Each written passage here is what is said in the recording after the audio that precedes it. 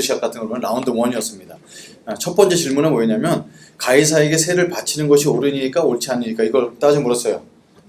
그 헤롯 당과 바리새인들이 와서 그 누구 편을 들 수가 없는 거죠. 근데 예수님께서 아주 지혜롭게 대답하셨습니다. 가이사의 것은 가이사에게, 그러나 하나님의 것은 하나님께 바치라. 그래서 하나님께 바친다는 것이 무엇인지를 우리가 묵상해 보게 되었습니다. 자, 첫 번째 이제 게임이 끝났습니다. 그걸 보고 있다가 두 번째 덤비는 사람이 나온 게 오늘 그 사두개인입니다. 그들이 누구의 아내가 되겠습니까? 라는 질문을 갖고 왔어요.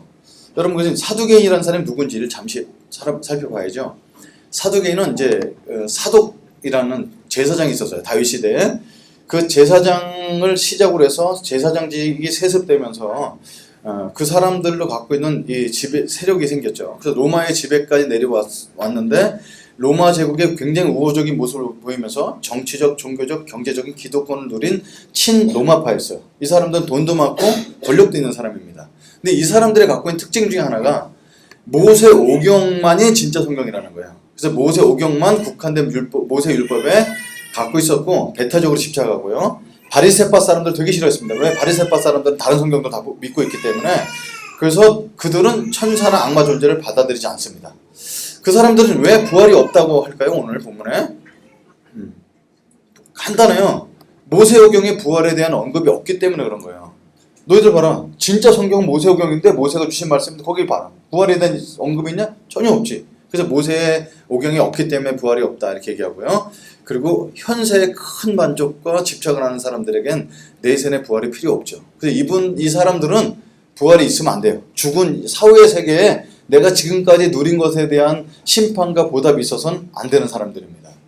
모세오경이 집장되어 있고요. 그래서 이 사람들이 오늘 예수님께 나와서 수혼법, 형사취수제도, 우리나라도 옛날 고대시대에 있었던 건데 본문을 다 읽지는 않겠습니다만 모세오경의 신명기 25장 5절 말씀 들고 와서 얘기합니다. 5절 말씀만 보면요. 형제들이 함께 사는데 그중 하나가 죽고 아들이 없거든 그 죽은 자의 아내는 나가서 타인에게 시집가지 말 것이요. 그의 남편의 형제가 그에게로 들어가서 그를 맞이하여 아내로 삼아 그의 남편의 형제된 의무를 그에게 다행할 것이요. 그 여인이 낳은 처자들이 그 죽은 형제의 이름을 잊게 하여 그 이름이 이스라엘 중에 끊어지지 않게 할 것이니라. 이렇게 나왔습니다. 7절 이후서부터는 그것을 하지 않는 형제들은 진짜 일평생 손가락질 받으면서 살 수밖에 없는 환경을 만들어 놓으셨어요. 이유는 뭐냐면 대를 잇고 그 사람을 돕기 위해서인 거죠. 근데 지금은 6절 이하를 빼고 5절만 들고 주님 앞에 나온 겁니다.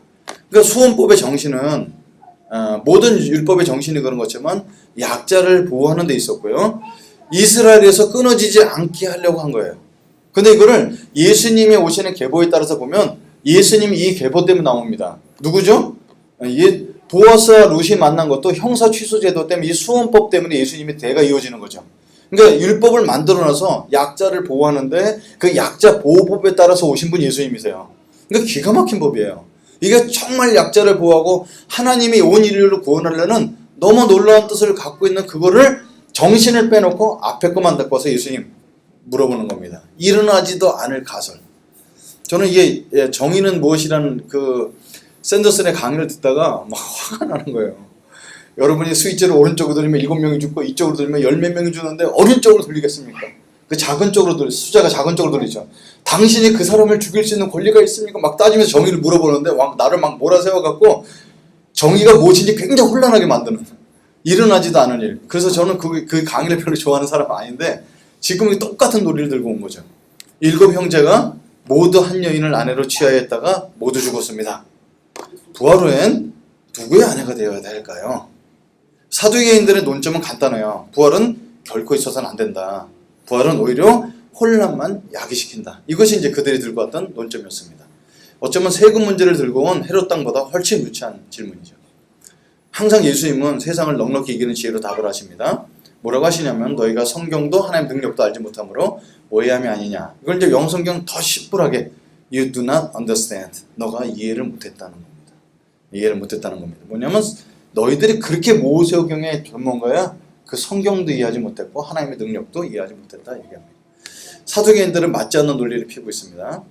어떤 거냐면 첫째, 모세오경이 없다고 실제로 없다는 것이냐는 거예요. 내가 아는 논리에 없다고 하나님이 안 계실까 하는 거예요. 우리 어머님이 끝까지 예수님 안 믿고 버티셨던 이유가 그 6.25 전쟁을 겪으셨던 어머님이 공산당에 내려와서 동네 교회 사람들 모아놓고 가마니로 덮어놓고 절국갱이로 쳐서 사람을 죽였대요. 이 가마니 밑으로 사람 피가 흘렀는데 하나님이 그들의 죽음을 한 번도 알려주지 않는다는 거예요. 하나님 안 계시다는 겁니다. 그러니까 우리 어머니의 그 안 믿는 사람으로서 봤었던 하나님 믿는 사람이 죽어가는 모습 보고 하나님이 안 계시다고 믿을 수도, 그렇게 생각할 수도 있죠. 근데 내가 봤던 경험과 논리와 내가 읽은 성경책이 없다고 하나님이 거기에 갇혀 계실 분이라는 겁니다. 그래서 예수님께서 그 부활체에 대한 설명을 하십니다. 사람이 죽은 자 가운데서 살아날 때에는 장가도 아니가고 시집도 아니가고 하늘에 있는 천사들과 같으니라. 그러니까 너희들이 잘 몰라서 그렇다는 거죠. 여기서 제가 이제 말씀을 준비하다가 좀 충격을 받았던 묵상이 됐어요. 결혼에 대한 예수님의 설명인데 부활시의 모습은 천사와 같아서 결혼하지 않는다는 거예요. 여러분 이거 들을 때 어떤 생각 드세요? 부활했을 때 결혼 안 한대요. 딱 떠올랐던 건 이거였어요. 아, 이 땅의 결혼 생활은 한시적인 관계구나, 이런 생각 들었어요.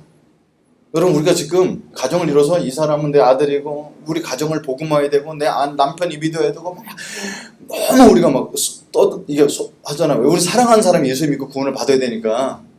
근데 천국에 가면은 저랑 제 아내랑 관계가 옛날 때 아내였던 관계인 거예요. 예전에 이 땅에서 결혼 관계를 끝나고 천국까지 가서 결혼 생활을 한다는 것은 아니라는 것입니다. 근데 이 땅이 한시적이라는 거. 내가 이 말씀을 묵상하다가 갑자기 이 곤드레를 씻고 있는 제 아내 뒤에 가서 껴안아 줬어요. 왜냐면 이게, 여러분, 그러니까 이 땅이 결혼 생활이 한시적이니까 어때요? 결혼 생활 엉망으로 해야 되겠다가 아니라 너무 간절했어요. 짧게밖에 못 살아요. 앞으로 저랑 아내랑 한 30년 살 수 있을까요? 한시적이기 때문에. 여러분 결혼하지 않은 형제자매들은 만에 하나 내가 결혼을 열심히 준비해서 하려고 그러는데 안 됐어요. 괜찮아요. 똑같이. 우리는 다 예수님이 여기에 말씀 안 하셨지만 성경 전체를 볼 때 우리는 영원한 예수 그리스도의 신부와 결혼관계인 것을 말씀해 주는 거예요. 우리는 결혼할 필요, 왜? 천국에 가면 남자 여자 모두 상관없이 성별이 없어지면서 우리는 다 예수 그리스도의 신부가 됩니다. 거기서 정말 이 땅에서 그렇게 결혼생활 세미나를 하고 결혼생활에 대한 주례도 듣고 열심히 해도 안 맞아가도 그 생활이 천국 가면 주님을 신랑으로 해서 완벽한 결혼생활을 하게 되는 희망을 불어준다는 겁니다. 물론 이제 사두개인들한테 이 논지를 갖고 설명한 건 아니었는데 부활시의 모습은 지금 모습이랑 다르다는 걸 말씀하셨습니다. 그리고 하나님은 살아계신 자의 하나님입니다. 죽은 자가 살아난다는 것을 너희들이 말할 것이냐? 너희가 모세의 책 중에, 예수님도 모세오경 갖고 말씀하시죠. 가시나무 떨기에 관한 글에 하나님께서 모세에게 이르시되 나는 아브라함의 하나님이요 이삭의 하나님이요 야곱의 하나님이로다 하신 말씀을 읽어보지 못하였느냐? 하나님은 죽은 자의 하나님이 아니시오 산자의 하나님이시냐? 너희가 크게 오해하였다 하시면서 모세오경 전문가들에게 모세오경과 도전합니다. 이게 출애굽기 3장 6절에 모세에게 하나님 당신 이름을 알려주세요. 나는 아브라함의 하나님, 이삭의 하나님, 야곱의 하나님이라는 겁니다. 이게 왜 산자의 하나님일까요? 하나님은 죽은 자의 하나님의 살아계신 하나님이라는 거예요. 이분들을 지금 아브라함, 이삭, 야곱은 지금 내 앞에 살아있다는 거예요. 이 표현을 보면은 나는 아브라함의 하나님이었고 이삭의 하나님이었고 야곱의 하나님이었다고 하는 거 아니고 아브라함, 이삭, 야곱이 지금 살아있는 것처럼 보는 거죠. 그래서 그들이 지금 나랑 살고 있어. 그들의 하나님이야. 나는 산자의 하나님이야. 이렇게 얘기하는 거예요. 고 아브라함의 하나님, 고 이삭의 하나님이 아니라는 겁니다. 그래서 저는 이 말씀을 통해서 우리 모든 영혼은 영원하다는 걸 다시 한번 리마인드하면서 성경을 뒤적거리고 찾았는데 요한복음 5장 29절에 분명히 말씀하셨어요. 선한 일을 행하는 자는, 선한 일이라는 건 예수 그리스도를 믿는 것을 얘기합니다. 선한 일을 행하는 자는 생명의 부활로, 악한 일을 행한 자는 심판의 부활로 나오리라. 왜 그냥 부활이라고 하지 않고 생명의 부활이라고 했을까요? 생명의 부활이라 하시면 심판의 부활이 있기 때문에 그렇습니다. 그래서 여러분, 우리 조상은, 우리 모든 조상은 살아있습니다. 예수 믿은 사람만 천국에 살아있는 게 아니고 모든 조상은 심판의 부활로도 다 살아있다는 겁니다. 그러니까 이것이 얼마나 우리가 갖고 있는 것이 굉장히 기쁘면서도 두려운 사실이라는 거예요. 두려운 사실. 그래서 주님께서 오늘 그렇게 말씀하셨습니다. 사두개인은 얼마나 못되냐면 하나님의 말씀을 이용해서 예수 그리스도를 넘어뜨리려고 했습니다. 하나님의 말씀은, 말씀의 목적은 듣고 깨닫고 그 말씀에 감동이 돼서 순종하는 데 있지 자신의 뜻을 주장하는 데 사용하는 그런 우를 범해서는 안 됩니다. 여러분 다음 주에는 과부가 2렙돈을 바친 헌금 얘기가 나옵니다. 이 본문을 얼마나 많이 우리가 이용해 먹은지 몰라요. 여러분이 아닌 목회자들이 돈을 더 내게 하기 위해서. 그 다음 주에 한번 배워보겠습니다. 하나님의 말씀을 이용해서 내가 원하는 것을 얻어내는 것이 아니고 하나님의 말씀에 우리가 사로잡혀서 그 말씀에 순종하는 게 뜻인데 사두개인들은 그렇게 하지 않았습니다. 우리도 사두개인과 같은 실수를 할 수 있죠. 하나님에 대해서 가장 잘할 수 있는 통로는 성경인데 그러나 성경에 하나님에 대해서 전부 설명해 놓은 것은 아닙니다. 모릅니다. 어제도 제가 어느 교회 가서 오늘의 교회 가서 선교 특강을 하다가 아나니아 삽비라가 헌금하고 죽었던 얘기를 하면서 그 당시 성령에 충만했던 세계 공동체가 깨지는 걸 막아주는 걸 얘기를 했어요. 근데 그분이 찾아와서 목사님이 성경 박사가신데 질문이 있습니다. 아나니아 삽비라가 천국 갔을까요? 지옥 갔을까요? 저는 나름대로 갖고 있는 제 논리로 그분들은 하나님을 믿었기 때문에 헌금도 했지만 실수하는 죄를 범했겠죠. 근데 모든 죄는 예수 그리스도 앞에 용서받기 때문에 천국 갔을 거라고 생각합니다. 그러나 가서 봐야 합니다. 어떻게 누가 감히 저 사람이 구원받았고 저 사람은 구원받지 못했다고 판단을 내릴 수가 있겠습니까? 그러니까 성경에 다 나와서 정확히 얘기하지 않은 부분들이 있어요. 주님이 언제 오십니까? 예수 그리스도도 언제 온다고 너희들 알 바가 없다고 하는데 그걸 계산을 다 해갖고 1992년 10월 28일 온다고 그랬어요. 그러니까 우리가 성경에 없는 거를 하나님은 여기에 대해서 모른다고 할 것이 아니라 갇혀있는 것이 아니라 우리가 성경에 없는 부분이 있는 것이 있다는 거죠. 그래서 우리가 하나님을 성경은 너무 중요하지만 성경 안에만 갇혀놓는 실수를 하지 말아야 된다. 이런 생각을 이 논쟁을 통해서 배우게 됐습니다. 오늘 이제 마지막 논쟁이자 세 번째 논쟁인데요. 서기관이 옵니다. 이 사람은 모든 계명 중에 첫째가 무엇입니까? 라는 질문을 들고 왔습니다. 그럼 서기관이 누군지 잠시 또 봐야죠. 서기관은 모세오경뿐만 아니라 여러 성경의 말씀을 가지고 있었고요. 특히 율법에 박식하고 새로운 율법을 만들어 집행할 수 있는 율법 전문가였어요. 이 사람들은 얼마나 잘 알았고 권위가 있었냐면 이러이러한 새 율법을 제정합니다. 이렇게 얘기하면 그걸 따라 써야 돼요, 사람들이요. 그러니까 여러분 이제 율법이 얼마나 그 당시에 많았는지 한번 율법 상식에 대한 걸 나누겠습니다. 토라라고 부르는 그 율법은 몇 가지 법이 있었을까요? 예수님 당시에. 혹시 아시는 분 있어요? 10계명에서 나왔어요. 여러분 제가 반복해 설명드리지만 원래 세상의 모든 법은 한 가지 법밖에 없었어요. 선악과를 먹지 말라. 근데 이걸 따먹고 나니까 10계명이 생기죠. 10계명의 시행색칙이 나면서 수백 가지 나오죠. 지금은 우리나라의 헌법에 지금 법을 고쳐야 된다고 나오는 게 만 몇천 가지가 줄 서 있대요. 그거 국회에서 결정해드리죠. 무슨 법을. 그러니까 이 법을 깨면 깰수록 더 많은 법이 생긴다는 겁니다. 자, 그 예수님 당시에 율법이 몇 개 있었을까요? 뭐뭐 하라라는 법이 248가지 법이 있었어요. 우리는 하라가 한 명인데 여기는 하라가 굉장히 많았던 것 같아요. 248가지 법이 있었어요. 이거를 볼 때 우리 그 당시에 신체 부위를 248가지 손가락 눈 다 해갖고 그래서 신체적으로 갖고 있는 신체를 갖고 범죄하지 마라는 얘기예요. 하지 마라는 몇 가지였냐면 365가지가 있었습니다. 이거를 매일의 삶에 대표적이지 않았나. 오늘 이거 하지 말고 내일 저거 하지 말고. 그래서 총 613개의 율법이 있었어요. 이건 율법 전문가들이 다 꿰고 있었고 예수님도 알고 있었어요. 우리는 가장 최고되는 법이 무엇입니까? 마음을 다하여 뜻을 다하고 힘을 이걸 그냥 외워서 알고 있는데 이 당시엔 최초의 질문이었어요. 예수님 앞에 613가지의 뚜렷한 법 중에 어떤 것이 가장 중요한 법입니까? 이거 굉장히 어려운 질문이었죠. 예수님께서 대답하십니다. 첫째는 이것이니 이스라엘에 들으라 곧 우리 하나님은 유일한 주이시라. 내 마음을 다하고 목숨을 다하고 뜻을 다하고 힘을 다하여 주 너의 하나님을 사랑하라 하신 것이요. 둘째는 이것이니 내 이웃을 내 자신과 같이 사랑하라 하는 것이라. 이보다 더 큰 계명이 없느니라. 서기관이 이르되 선생이며 옳소이다. 이게 이제 처음으로 예수님과 논쟁하는 사람과 맞춰지는 관점입니다. 이거는 이제 쉐마라고 이스라엘 사람들은 얘기합니다. 유대인이 가장 중요하게 여기는 말씀이 신명기 6장 5절 하나님 사랑과 이웃 사랑에 대한 말씀으로 답을 해주셨습니다. 이거를 서기관도 옳다고 인정했어요. 지금 이제 세 번째 논쟁은요 서로 옳다고 논쟁이 됩니다. 그 논쟁이 마무리됩니다. 예수님과 처음으로 일치하는 거죠. 그러니까 서기관이 이 얘기를 듣고 나서 아주 좋은 응수를 합니다. 또 마음을 다하고 지혜를 다하고 힘을 다하여 하나님을 사랑하는 것과 이웃을 자기 자신과 같이 사랑하는 것이 전체로 드리는 모든 번제물과 기타 물보다 낫다. 오히려 덧붙여 설명을 하죠. 예수께서 그가 지혜롭게 대답하는 걸 보고 내가 하나님 나라에서 멀지 않다라고 얘기하면서 모든 논쟁이 끝나게 됩니다. 여러분 지금 이 사람들이 어디서 논쟁을 하고 있어요? 길거리에서가 아니라 성전에서. 성전에서 일평생 율법과 제사로 살아온 그 사람이 제사보다 중요한 것이 하나님과 이웃을 사랑하는 것이라고 고백해요. 그걸 보고 예수님이 야 진짜 너 하나님 나라에서 멀지 않구나 칭찬해 주시고 논쟁이 끝나는 겁니다. 이게 대단한 거죠. 내가 하나님 나라에서 멀지 않다는 것이. 이게 이제 오늘 본문에 저랑 여러분과 나누고자 하는 핵심이 아닐까 싶습니다. 여러분 서기관이 하나님 나라에 가까울 수 있었던 이유가 있어요. 왜 그랬을까요? 율법으로 알지 않고 율법의 정신을 알았기 때문에. 여러분 이 당시 사람들은 율법에 매몰돼서 이렇게 알기가 굉장히 어려워요. 저 사람 헌금했네 안 했네 11조 했네 안 했네 안식일날 500보 걸었네 안 걸었네 이것만 따지던 사람들이 왜 율법을 만들었는지를 생각해서 율법의 정신을 얘기하는 사람이 굉장히 드물다는 거예요. 근데 서기관 중에 한 사람이 야 예수님 너무 지혜로우니까 와서 물어보니까 진짜였어요.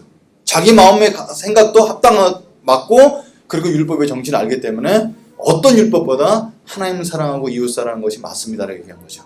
율법의 참정신의 기쁨으로 하나님을 사랑하고 감사함으로 이웃을 섬기는 것입니다. 이거를 뭐랑 비교할 수 없냐면 제사 같은 행위와 견줄 수 없다는 거예요. 여러분 지금 어쩌면 21세기 대한민국 기독교에 가장 중요하게 얘기한 게 예배 안 느꼈어요? 어떤 교회 목사님도 예배 빠지면 되게 싫어요. 이제. 예배가 너무너무 중요하다고. 근데 그 예배의 예배보다 더 중요한 것이 우리 삶 속에서 일어나는 하나님 사랑과 이웃 사랑이라는 것입니다. 자 그럼 질문을 좀 해보겠습니다. 하나님 사랑과 이웃 사랑이 분리될 수 있을까? 두 번째 질문은 하나님 사랑이 먼저 되어야 이웃 사랑을 할 수 있는 것인가? 하는 질문입니다. 우리는 이게 생활 선교사 훈련을 받으면서 이런 얘기를 많이 나눴던 거 아닐까요? 여러분 이건 순차적인 개념이 아닌 한 가지인 거 아시죠? 가장 최고되는 젊은 계명은 무엇입니까? 첫째는 이것이다, 둘째는 이것이다라고 가장 중요한 것을 두 가지를 동시에 말씀하셨습니다. 그죠? 하나님을 경외하는 것과 이웃을 사랑하는 것은 같은 것입니다. 그래서 이 마태복음에는 좀 더 자세히 설명해 나오면서 39절에 첨가해 놨어요.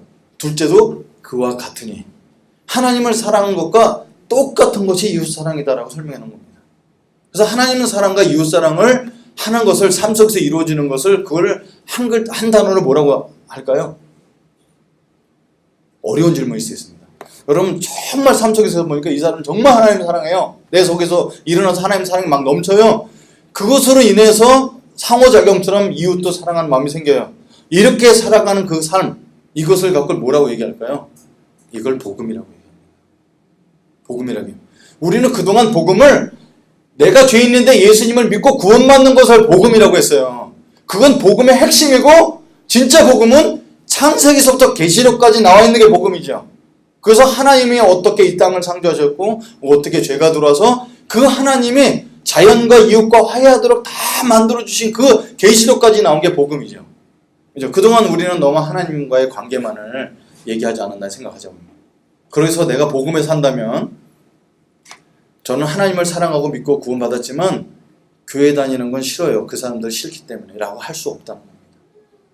저는 하나님과 관계는 좋은데 사람들과의 관계는 신경 쓰기 싫어요 라고 할 수 없다는 겁니다. 이것은 마치 나는 가정을 사랑합니다. 그러나 가족 관계는 유보합니다 라고 말하는 것 같다는 거예요. 내가 복음 안에 산다면 이번 주 교회 안 가면 무슨 일이 생길지도 몰라. 출석 도장이라도 찍어야지 라고 할 수 없다는 거예요. 마음속으로. 11조를 안 내면 그만큼 손해볼 일이 생깁니다 라고 그렇게 설교할 수 없다는 거예요. 그게 복음이 아니니까. 하나님을 사랑하는 것이 아니라 의무감으로 가득한 짐스러운 종교 생활을 하게 만드는 것은 절대 복음이 될 수가 없죠. 그게 어떻게 기쁜 소식이에요. 기쁜 소식 전하러 왔어요. 그런데 왔더니 11조 해야 돼, 뭐 해야 돼, 뭐 안 하면 혼나. 그게 복음이에요? 수고하고 무거운 짐자들아 다 내게로 와라. 내가 너희를 편히 쉬게 하려고 왔더니 짐이 얼씬 더 많아. 이게 복음이 아니죠. 뭔가 문제가 있는 겁니다. 내가 복음에 산다면 하나님이 아니었다면 오늘 내가 존재할 수 없었구나. 정말 주님 감사합니다. 찬양합니다. 오늘 예배가 기대가 됩니다. 그리고 저 사람 저 가정을 보니 지난 시절 내가 겪은 어려운 시기를 지나고 있구나. 어떻게 하든 돕고 싶다 생각되는 거예요. 여러분 저는 가정을 보면 청년들도 똑같이 마찬가지지만 애가 저 많을 때 저 어려움이 있지. 저렇게 한 사람 벌어갖고 저 가정이 어떻게 먹고 살지? 이게 보면은 내가 무슨 돈이 있어서가 아니고 그 가정 보면 똑같이 겪어왔던 가정이기 때문에 막 마음속에 돕고 싶은 마음이 일어나는 거지. 이웃 사랑해야 되니까 저 사람 도와야지 칭찬받을 수 있어. 이거는 완전 율법이라는 겁니다. 복음을 우리는 다시 인식해야 될 때가 있어요. 여러분, 사랑 안에서 진리를 말하라는 말씀이죠, 성경에. 그걸 나는 어떻게 옛날 때 해석했냐면, 누구한테 권면을 해야 되는데, 진리를 권면을 해야 되는데, 사랑하는 마음을 해야지. 이렇게 생각했어요. 근데 그걸 원본을 자세히 살펴보니까, 사랑에 가득하면 진리, 그게 뭐냐면 복음을 얘기한다는 거예요. 너가 정말 사랑에 있다면 그 사람에게 복음을 얘기하지 않겠냐. 그래서 이 복음은 단순히 예수 믿고 구원받으는 이례적인 단어가 아니라 끊임없이 주님이 우리를 얼마나 자유롭게 했는지, 주님이 우리를 얼마나 사랑했는지, 우리가 그분을 사랑할 수밖에 없는지를 계속해서 나누는 게 사랑 안에서 진리를 얘기하는 겁니다. 오늘 제가 여러분에게 사랑 안에서 진리를 선포하고 있는 거예요. 그 복음을 다시 인식해야 돼요. 복음이 진정한 내 삶의 중심이 된다면 내면에서 하나님께 더 자주 가까이 나가게 되고 주변인과 이웃에게 선을 베풀 힘이 솟아날 수밖에 없다는 거예요. 여러분, 이게 지금 나한테 일어나지 않고 있다면, 아주 자연스럽게 일어나지 않고 있다면 내가 지금 복음이 필요한 상태입니다. 제가 예수 믿고 구원 받았는데, 그래 알아요. 복음의 핵심을 가지고 예수 믿고 구원 받은 거 알아요. 근데 지금 내 삶에 복음이 필요하다는 사실입니다. 사형리를 외웠고 복음을 수백 번 전했고 성경을 수십 독 했고 교회 생활 수십 년 하는 것과 복음 안에서 사는 것은 얼마든지 다를 수 있다는 거예요. 여러분, 생활 선교사 훈련이 무슨 선교사 임명받아서 가자는 게 아니잖아요. 그냥 참된 성도로 살자는 거예요. 내가 좋아서 주님 앞에 나가고 내 아내를 사랑하고 내 남편을 사랑하고 형제자매 부모님께 감사와 용서와 사랑이 흐르는 복음의 삶을 살 수 있도록 얘기한다는 것입니다. 그러니까 어떤 사람도 얘기해요. 난 지금 감사함이 안 나와요. 안 할게요. 그걸 얘기하자는 게 아니죠. 내가 좋을 때까지 안 한다고 막 기다려라 이런 얘기는 또 아닙니다. 그래서 이런 것을 설명하기가 쉽지가 않은데 한 예를 들게요. 예전에 제가 한 분 목사님의 짧은 예언을 통해서 너무 은혜를 받은 건데요. 장애인을 잉태한 목회자 부부 얘기였어요. 여러분, 옛날 때는 그냥 낳고 보니까 장애인이었어요. 근데 지금은 3개월 때, 4개월 때 가서 3D 입체를 찍어서 5개월 된 애가 아빠를 닮으니 엄마를 알았는지 이걸 아는 세대입니다. 그죠? 이게 어떨 때 모르는 게 약일될 수 있는데 어떤 목회자 부부가 이제 결혼해서 아기를 가서 이제 둘째인가 셋째를 낳았는데 임신을 했는데 찍어보니까 애가 장애인입니다.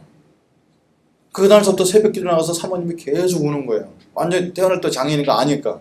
그러니까 사람들은 옆에서 볼 때 사모님이 갑자기 여기서 은혜 많아서 저렇게 우시면서 기도하나 보다 했어요. 근데 여러분, 그동안 목회자들은 얼마든지 장애인도 사랑하고 이런 얘기를 많이 하고 살았는데 보니까 자기 애기가 장애인이고 얼마나 힘들겠어요. 그러니까 막 새벽마다 가서 우는데 사람들이 믿음 좋아서 그런 줄 알았는데 나중에 이제 장애인인 걸 알게 됐죠. 근데 어느 날 마음속에 하나님께서 이렇게 신문을 보다가 요새는 아기가 태어나기 전에 검사를 통해서 애가 조금 이상이 있을 거 하면 막 낙태를 하는 과학에 발달돼서 생명을 죽이는 사건을 보게 되면서 갑자기 신문을 보다가 감분풀을 하셨어요. 그리고 주님께서 이런 말씀을 주시더래요. 마음에 낙태가 창궐하는 이 시대에 이 아이를 보내야 되는데 보낼 데가 없구나. 너희들밖에 없구나. 이렇게 보내주셨다 믿음이 생겼다는 거예요. 하나님이 우리를 너무 미쁘게 여기셔서 그래서 이 아이를 우리한테 보내주셨구나 생각이 드는 거죠. 어려움은 그대로이지만 하나님 마음으로 내면의 세계를 바꿨어요. 여러분, 이웃이 멀리 있는 사람이 아니죠? 내 아내가 이웃이죠?